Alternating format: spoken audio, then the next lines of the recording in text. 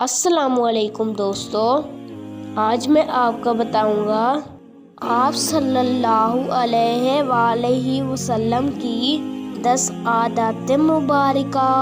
Number 1، آپ صلی اللہ علیہ وآلہ وسلم جب بچوں سے ملتے تو سلام فرماتے۔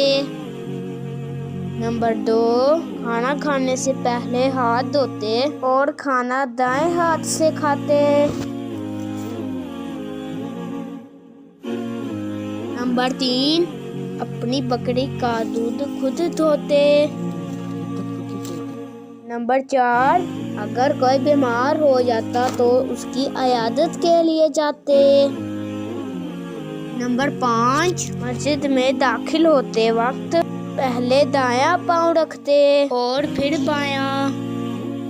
نمبر 6، اپنے جوتے خود مرمت کرتے۔ نمبر 7، اگر کسی کے گھر تشریف لے جاتے تو پہلے دروازہ کھٹکھٹاتے۔ نمبر 8، برائی کے کاموں سے روکتے۔ نمبر 9، نماز کے لیے وضو سے پہلے مسواک کرتے۔ نمبر 10، ہمیشہ سلام میں پہل کرتے۔